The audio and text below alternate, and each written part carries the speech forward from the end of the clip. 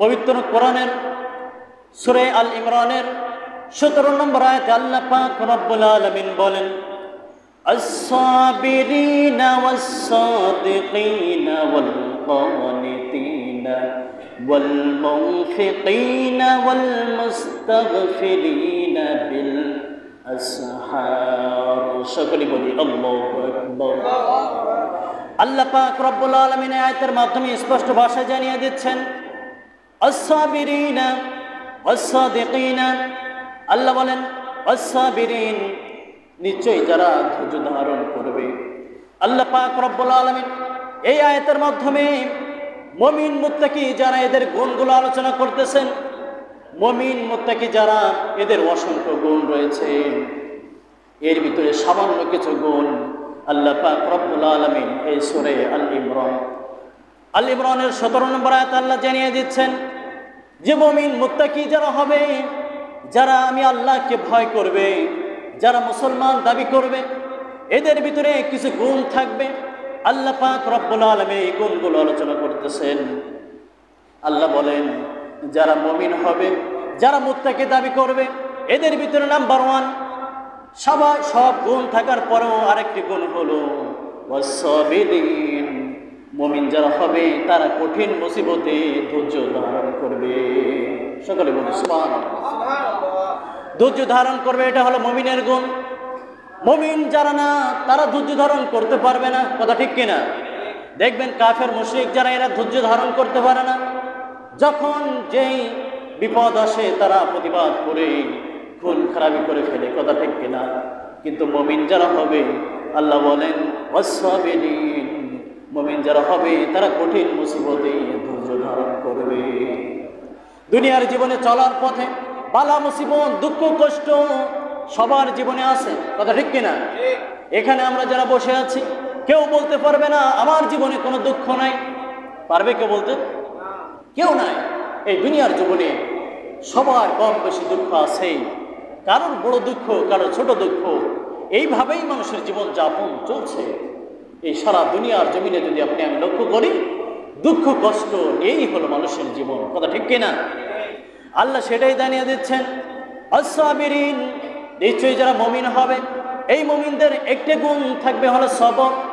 ধৈর্য ধারণ করবে, কঠিন বালা মুসিবত আসবে। আল্লাহ পাক রব্বুল আলামিন কোনো বালা মুসিবত দিতে পারে। নিজের ঘনিষ্ঠ আত্মীয় স্বজন, পিতামাতা, নিজের স্ত্রী, পরিবার পরিজনকে নিয়েও মৃত্যুবরণ করে আল্লাহ পাক রব্বুল আলামিন তাকে পরীক্ষা করবে যে দুনিয়ার জমিনে চলা অবস্থায় আমার বান্দা আমাকে কতটুকু ভালোবাসে। কথা ঠিক কিনা? আল্লাহকে কতটুকু ভালোবাসে। আল্লাহ এই যে পরীক্ষা নেন, বালা মুসিবত দেন, প্রিয়জনগুলো চলে যায়, অনেক ঘনিষ্ঠ মানুষ দুনিয়া থেকে চলে যায়, নিজের বাবা চলে যায়, মা চলে যায়, নিজের ভাই স্ত্রী চলে যায়। এগুলো আল্লাহ পাক রব্বুল আলামিন বান্দাকে পরীক্ষা করেন। কি করেন? পরীক্ষা করেন, ইমতিহান নেন, যেন আমার বান্দা আমি আল্লাহকে ভুলে না যাই। সে দুনিয়ার জীবনে চলার পথে আমাকে কতটুকু ভালোবাসে, আমাকে কতটুকু সে মহব্বত করে। আল্লাহ এটা স্পষ্ট ভাষায় দেখতে চান, দুনিয়ার জমিনে চলার ভিতরে দেখতে চান। এই জন্য আল্লাহ বলেন যারা প্রকৃত মুমিন মুত্তাকি হবে, আস-সাবিরিন, কঠিন মুসিবতে তারা ধৈর্য ধারণ করবে। অতএব দুনিয়ার জমিনে চলার ভিতরে ধৈর্যের বিকল্প অন্য কিছু নাই। ধৈর্য ধারণ করতে হবে আপনাকে আমাকে। এরপর আল্লাহ বলেন মুমিনের দ্বিতীয় গুণ হলো আস-সাদিকিন। মুমিন যারা হবে তারা হবে সত্যবাদী। কি হবে? সত্যবাদী হবে মুমিন যারা হবে, মুত্তাকি যারা হবে। বর্তমান সমাজে সত্য বেশি না মিথ্যা বেশি? জোরে বলেন। মিথ্যা বেশি। কথা ঠিক কিনা? আমাদের ভাই বলছে মিথ্যা বেশি। চারিদিকে যেখানে তাকাই না কেন সেখানেই মিথ্যা। সারা দেশের বাইরে যেখানে যান না কেন সেখানেই মিথ্যায় ভরপুর। অতএব আল্লাহ বলেছেন যারা মুমিন মুত্তাকি হবে এদের ভিতরে দ্বিতীয় গুণ থাকবে ওয়াস-সাদিকিন, তারা হবে সত্যবাদী। সকলে বলি সুবহানাল্লাহ। কঠিন বালা মুসিবত সহ জীবনে চলার পথে তাহার যত বাধা বিপত্তি আসুক না কেন, সে কখনো মিথ্যার আশ্রয় নেবে না, বরং সত্য বলবে। কিতাবের ভিতরে আসছে আসদিকু ইনজি আল কিযবু ইহলিক। সত্য মানুষকে মুক্তি দেয় আর মিথ্যা মানুষকে ধ্বংস করে। কথা ঠিক কিনা? আপনি দুনিয়ার ভিতরে চলা অবস্থায় দেখবেন, আপনি যদি সত্যের উপরে অটল অবিচল থাকেন, আপনি জিতে যাবেন, আপনি জয়যুক্ত হবেন। আর আপনি যদি মিথ্যার আশ্রয় নেন, পদে পদে আপনাকে তিলে তিলে ধ্বংস হয়ে যেতে হবে। কথা ঠিক কিনা? এটা দেখবেন দুনিয়ার ভিতরে যারা বেশি মিথ্যা বলে, এদের জীবনে কখনো শান্তি আশা করা যায় না। কথা ঠিক কিনা? এদের জীবনে কখনো শান্তি আসে না, এদের জীবনে দুঃখ লেগেই থাকে সর্বদা। অতএব আল্লাহ বলেন, প্রকৃত মুমিন যারা হবে, প্রকৃত মুত্তাকি যারা হবে, ওয়াস-সাদিকিন, অবশ্যই তারা সত্যকে গ্রহণ করবে, মিথ্যাকে তারা বিদায় জানাবে। কি করবে? মিথ্যাকে বিদায় জানাবে। এই জন্য আপনি আমি চলার ভিতরে দুনিয়ার জীবনে সর্বদা সত্য কথা বলবো। জীবন চলে যায় যাক, তারপরেও কখনো মিথ্যায় আশ্রয় নেওয়া যাবে না। সর্বদা আপনাকে আমাকে সত্য কথাই বলতে হবে। কথা ঠিক কিনা? এরপর আল্লাহ বলেন, ওয়াল কানিতিন, তারা হলো আত্মসমর্পণ করবে। নাম্বার 3, 3 নম্বর গুণ হলো প্রকৃত মুমিন যারা হবে, ওয়াল কানিতিন, তারা আমি আল্লাহর উপরে তারা আত্মসমর্পণ করবে। আমি আল্লাহর জন্য তারা নিজের জীবনকে বিলীন করে দেবে। আজ আল্লাহর জন্য আত্মসমর্পণ করার মানুষ খুবই কম রয়েছে। কথা ঠিক কিনা? আল্লাহর জন্য নিজের জীবনকে দিয়ে দিতে হবে, আল্লাহর জন্য সালাত পড়তে হবে, আল্লাহর জন্য মৃত্যু, আল্লাহর জন্য সবকিছু। আল্লাহ কোরআনের অপর আয়াতে জানিয়ে দিচ্ছেন, ইন্না সালাতি ওয়া নুসুকি ওয়া মাহইয়ায়া ওয়া মামাতি লিল্লাহি রাব্বিল আলামিন। সকলে বলি আল্লাহু আকবার। আল্লাহ বলেন, ইন্না সালাতি, নিশ্চয়ই আমার নামাজ, ওয়া নুসুকি, নিশ্চয়ই আমার কুরবানি, ওয়া মাহইয়ায়া, নিশ্চয়ই আমার জীবন, ওয়া মামাতি, নিশ্চয়ই আমার মৃত্যু, লিল্লাহি রাব্বিল আলামিন, সবকিছু মহান প্রভু আল্লাহর জন্য। আল্লাহর জন্যই বিলন করতে হবে। কথা ঠিক কিনা? আপনি আমি দুনিয়ায় সামান্য কয়েকদিনের জন্য আছি। দুনিয়ায় এই 2 চোখ বুজে গেলে, এই শ্বাস প্রশ্বাস বন্ধ হয়ে গেলে আর দুনিয়ায় থাকবো না। থাকবো নাকি? দুনিয়ায় যত বাহাদুরি, যত দাপট, যত ক্ষমতার দাপট, যতই টাকা পয়সা থাকুক না কেন, দুনিয়ায় আপনি আমি যদি এই শ্বাস প্রশ্বাস বন্ধ হয়ে যায়, তাহলে আপনার আমার 4 আনার পয়সার মূল্য নাই। আছে নাকি? বলেন। মৃত্যুর পরে আর 4 আনা পয়সার কারোর মূল্য নাই। অতএব মৃত্যুর পরেই আপনার বড় দাপট থাকুক না কেন, টাকা পয়সা অর্থ সম্পদ কোনো কাজে আসবে না। অতএব আল্লাহ সেটাই জেনে দিচ্ছেন, ওয়াল কানিতিন, হে মুমিন সম্প্রদায়, তোমরা আমি আল্লাহর উপরে আত্মসমর্পণ করো, আমি আল্লাহর জন্য সব কিছু বিলীন করো, সালাত আদায় করো আমি আল্লাহর জন্য, তোমরা কোরবানি করো আমি আল্লাহর জন্য, তোমাদের জীবন মরণ সব কিছু আমি আল্লাহর জন্য সপর্দ করে দাও।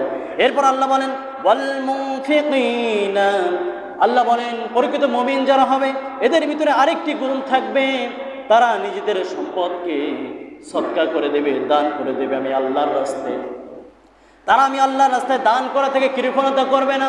যাকাতের সময় হলে যাকাত দিবে। সাধারণ দানের কথা যখন তাদেরকে বলা হবে, তারা পিছপা হবে না, বরং দানের জন্য 2 হাতকে তারা প্রসারিত করবে। সকলে বলি সুবহানাল্লাহ। আল্লাহ বলেন, মুমিন যারা হবে, মুত্তাকি যারা হবে, এদের ভিতরে আরেকটি গুণ থাকবে, তারা দানের হাতকে প্রসারিত করবে। আজ সমাজে অনেকে আছে, নিতে সবাই চায় কিন্তু দিতে কেউ চায় না। কথা ঠিক কিনা? এই জন্য আমাদেরকে দান করতে হবে আল্লাহর রাস্তায়, আল্লাহর জন্য।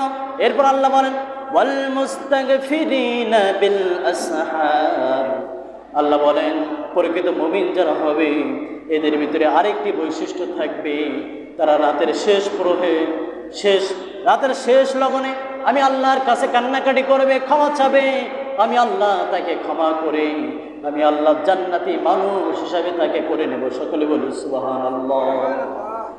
আল্লাহ বলেন যারা প্রকৃত মুমিন মুত্তাকি হবে এদের ভিতরে আরেকটি গুণ থাকবে, শেষ রাতে উঠবে, তাহাজ্জুদের নামাজে অংশগ্রহণ করবে, করে তারা শেষ রাতে আমার কাছে দোয়া প্রার্থনা করবে। আর যদি তা না পারে তাহলে তারা কমসে কম ফজরের নামাজটা জামাতের সাথে কি করবে? আদায় করবে। নামাজ আদায় করার পরে আমি আল্লাহর কাছে ক্ষমা চাবে, মাফ চাবে, আমি আল্লাহ তাকে ক্ষমা করে দেব। সকলে বলি সুবহানাল্লাহ। আমরা অনেকেই আছি, দোকানে থাকি, বিভিন্ন জায়গায় কাজকর্ম করি, নামাজ হয়তো সব পড়তে পারি না। ফজরের রক্তে অনেকেই আমরা বাসায় থাকি। এই জন্য সকলকে অনুরোধ জানাবো যে ফজরের নামাজটা কমসে কম জামাতে পড়ার চেষ্টা করবেন। আল্লাহ আমাদের তৌফিক দান করুন। সকলে বলি আমিন। তো আল্লাহ বলেন মুমিনের গুণ হলো এগুলোই হলো মুমিনের গুণ।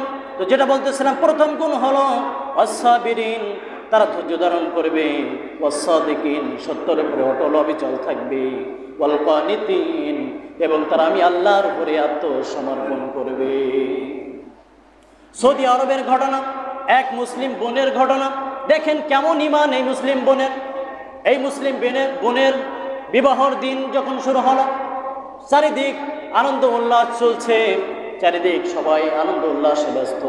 এই মুসলিম বোন ধারাবাহিকভাবে সে নামাজ পড়ে আল্লাহর হুকুম মেনে চলে, দুনিয়ার জীবনে চলার পথে সে আল্লাহর হুকুম অনুযায়ী চলার চেষ্টা করে।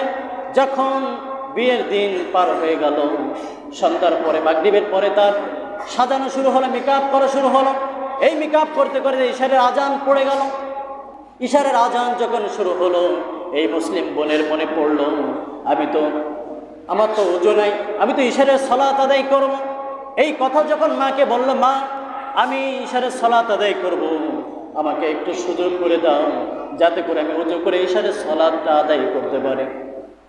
এই কথা যখন মাকে বললেন, মা ডাক দিয়ে বলল, হে মেয়ে, তুমি এত সুন্দর করে সেজেছো, আজকে তোমার বিবাহ, তুমি কেন এই মেকআপ ধুয়ে পরিষ্কার করবে? অতএব না, তুমি এটা করো না, বরং তুমি ওই অবস্থায় থাকো, নামাজটা পড়ে কাজা করে নিও। ওই মেয়ে ডাক দিয়ে বলে, মা না, আমি তোমাকে নারাজ করতে পারি, আমি তোমাকে অখুশি করতে পারি, কিন্তু আমি মহান আল্লাহ পাক রব্বুল আলামিন তাকে এত ভালোবাসি যে আমি তাকে অখুশি করতে পারি না। সকলে বলি সুবহানাল্লাহ।